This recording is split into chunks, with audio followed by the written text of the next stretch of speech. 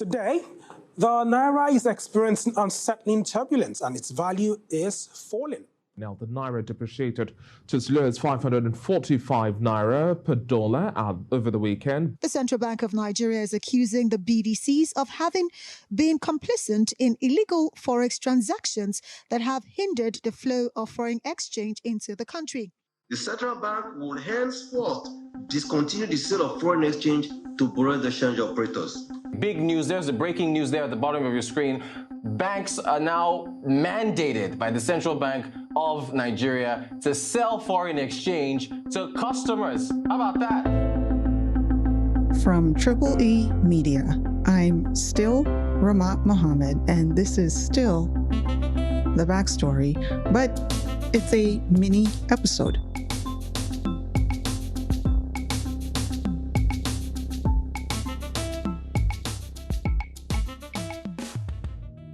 Bureau de change operators, or BDCs, were allowed to operate in Nigeria starting in 1989 under the military regime of Ibrahim Babangida. At that time, the purpose was to broaden the foreign exchange market and improve access to foreign currencies, primarily the dollar and the pound. Fast forward over 30 years later, and the Central Bank of Nigeria, CBN, has licensed over 5,000 BDC operators in the country.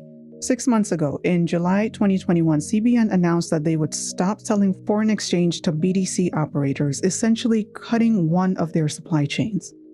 In a press conference recorded by Channels TV, the CBN governor noted the following unintended outcomes of BDC operations in Nigeria. 1. Avalanche of rent-seeking operators operators only interested in widening margins and profits from the foreign exchange market, regardless of prevailing rates in the market. 2. Gradual dollarization of the Nigerian economy with attendant adverse consequences on the conduct of monetary policy and subtle subversion of the cashless policy initiative of the Central Bank of Nigeria. 3.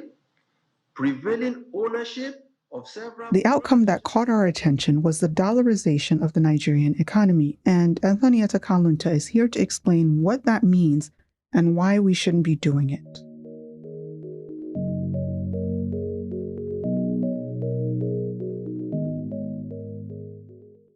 Dollarization basically refers to when the US dollar is used for transactions in a country either in addition to or instead of the country's own currency. Now, this usually happens when the country's own currency loses its usefulness as a medium of exchange because its value is low or highly unstable. Let's take what happened in Zimbabwe as an example. In November 2008, annual inflation in Zimbabwe reached 89.7 sextillion%.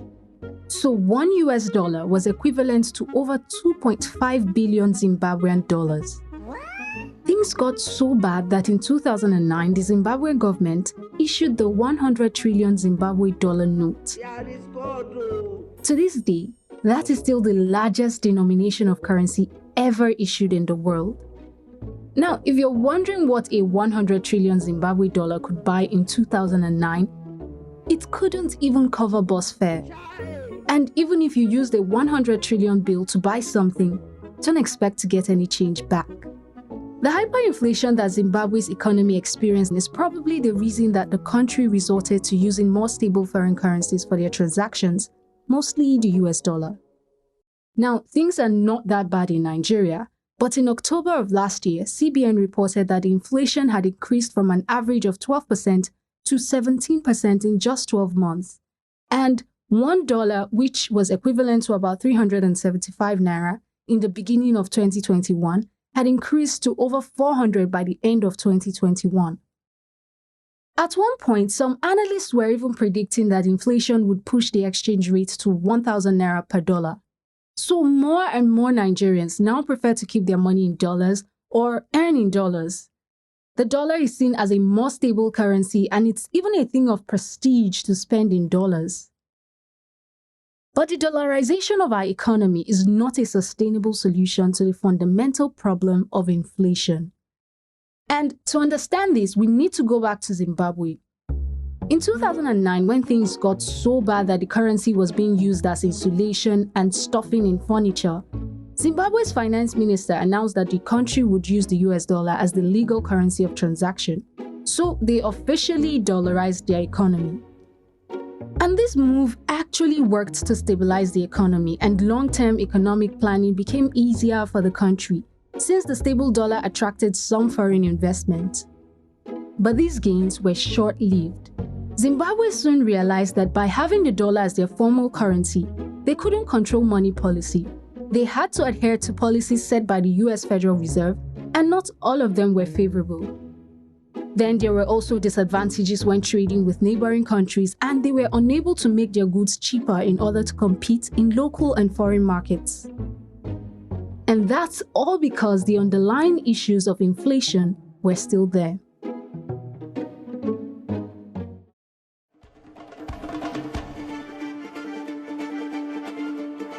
Now, if we move over to Georgia, that country also had periods of economic instability, inflation, and hyperinflation.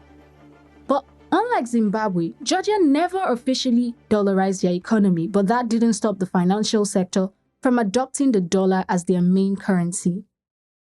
To get to the point where they could de-dollarize their economy, Georgia had to first create conditions to reduce inflation.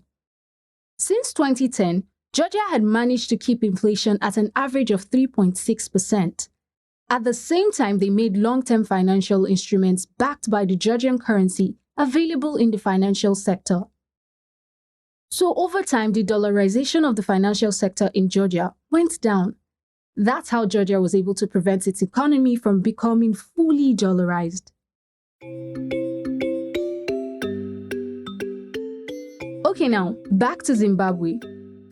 In 2019, that's after 10 years, Zimbabwe stopped using the US dollar and introduced a new Zimbabwe dollar known as the real-time gross settlement dollar. The process of de-dollarization was done by immediately banning the use of foreign currencies as a means of exchange, basically forcing everyone to use the new Zimbabwean dollar. Immediately after the de-dollarization process began, Zimbabwe experienced an economic decline. But as of 2020, Zimbabwe's central bank said it was encouraged by the positive de-dollarization process, and the economy did start picking up again in 2020. The central bank also did other things to help curb inflation, including keeping a tight hold on money supply. Zimbabwe's official figures as of 2020 show that the key economic indicators like inflation rate, gross domestic product growth rate, and infrastructure developments are trending in the right direction.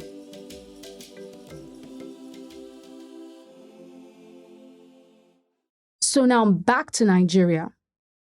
The underlying reason why Nigerians run to the dollar is when our currency is unstable, primarily due to inflation. So just like with Zimbabwe and Georgia, if we want to de-dollarize, we have to tackle the aspects of our economy that are causing inflation. When BDCs buy dollars from CBN or other sources, they're supposed to sell it at a rate comparable to the official rates. So let's say the CBN is selling dollar at 414 Naira. BDCs should sell at no more than 416 Naira. But because the supply of dollars in the economy is lower than the demand, some of the BDCs that are selling in the parallel market are selling at much higher rates. This is effectively making inflation in the system worse. And when inflation is high, this sends people running to the dollar, which makes the demand for the dollar higher than the supply, which then leads to higher exchange rates, and then the cycle keeps going round and round. CBN's move to stop selling dollars to BDCs is supposed to stop this cycle and stabilize the Naira. And this move has had positive effect in the short term. The Naira's freefall has stabilized at about 415 Naira per dollar in the official market, and about 560 in the parallel market, but this is short term. The fundamental issues underlying inflation in Nigeria still have to be addressed for a longer-term sustainable solution.